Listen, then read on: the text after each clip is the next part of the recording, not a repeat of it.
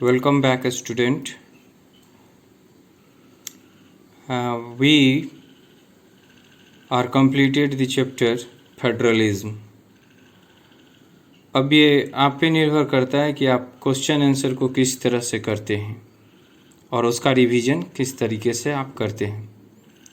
एक छोटा सा टर्म है फेडरलिज्म के बारे में जो बताना चाहूँगा कि फेडरलिज्म जो है वो 17 सितंबर 1789 को स्टेबलाइज्ड हुआ।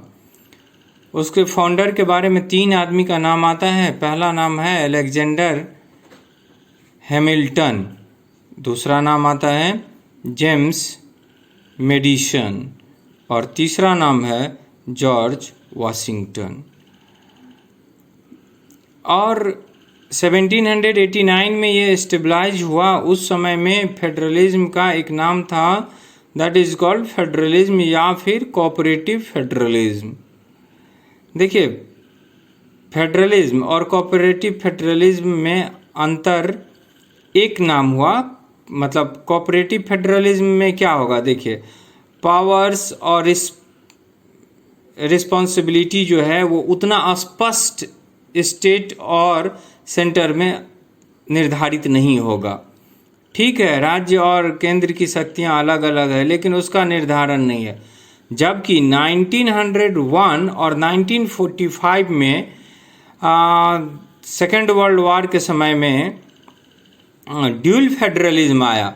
मतलब 1789 से आप 1945 देखेंगे तो करीब 156 ईयर आता है।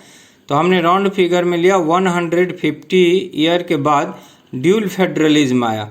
ड्यूल फेडरलिज्म जिसको आजकल हम लोग फेडरलिज्म बोलते हैं, इसमें स्टेट और यूनियन की शक्ति जो होती है वो डिवाइडेड होती है। वो शेयर जो होता है वो बिल्कुल स्पष्ट होता है, लिखा हुआ होता है। ये सब बात अभी के समय में ज़्यादातर देशों में ड्यूल फेडरलिज्म ही देखने को मिलती है। अब देखिए, Australia, Brazil, China, US, Germany, Mexico, India, Russian federation and Belgium, यहाँ ये सब जितना नाम मैं बताया, largest and most complex democracy यहाँ पे पाया जाता है।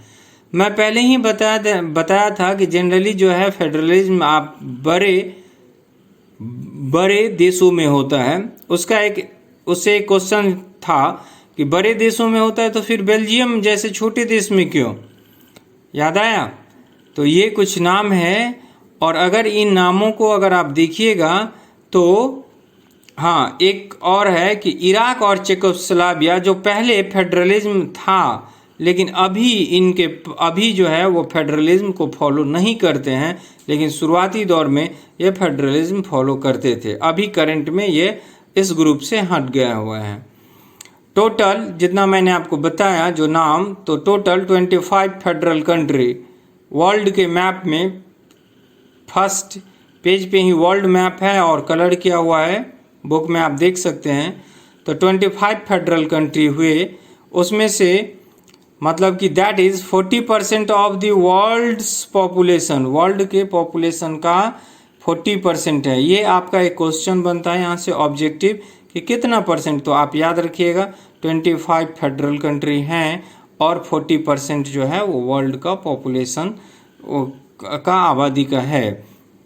फिर देखिए 1789 से 1945 150 ईयर का गैप होता है। और पहले जो फेडरलिज्म था उसका नाम हो गया कोऑपरेटिव फेडरलिज्म। अब जो फेडरलिज्म है that is called dual federalism या सिंपल फेडरलिज्म। इन दोनों में अंतर आप समझ गए। इसके बाद इस चैप्टर को ख़त्म होने के बाद ये होता है कि आप क्वेश्चन आंसर कैसे करते हैं, मतलब किस तरह से लिखते हैं। जैसे एक पिछले जो हमारा चैप्टर था पावर शेयरिंग, उससे एक क्वेश्चन बनता है, एवरग्रीन क्वेश्चन है, why power sharing is desirable. ये 3 मार्क्स का क्वेश्चन आता है। पीरियोडिक टेस्ट में, पीरियोडिक एग्जाम में हम लोग 5 मार्क्स में डालते हैं। इस बार जो सीबीएसई का बोर्ड का जो फाइनल एग्जाम था 10th का, उसमें ये क्वेश्चन 1 मार्क का पूछा गया था। तो सोचिए कि आप कौन से पॉइंट लिखिएगा और किस तरह लिखिएगा कि वो पूरा मार्क्स आपको मिले। तो जो भी क्वेश्चन आंसर है, जितना मैंने वीडियो लिया प्रत्येक में एक क्वेश्चन है, उन क्वेश्चन को आप खुद से लिखिए, बनाइए, रिवाइज कीजिए और लिखने के तरीका को डेवलप कीजिए। हमेशा पॉइंट को निकालिए और पॉइंट को डिस्कस कीजिए। मैं बताया कि power sharing, why power sharing is desirable 3 mark का क्वेश्चन है, लेकिन एग्जाम में पूछा क्या 1 मार्क्स का। तो जब आप उसको लिखिएगा तो ये भी ध्यान रखना है कि इसमें 1 मार्क्स का है तो हम कितने शब्दों में लिखें और क्या लिखें कि 1 मार्क्स मिल जाना चाहिए। ओके, उसको आप 5 मार्क्स की तरह पूरा लंबा लिखिएगा तो संभव नहीं है वो आपको एक भी नंबर दे उसमें। तो शब्दों का भी ध्यान रखना है, कुछ लिमिटेशन है उसको फॉलो करना है।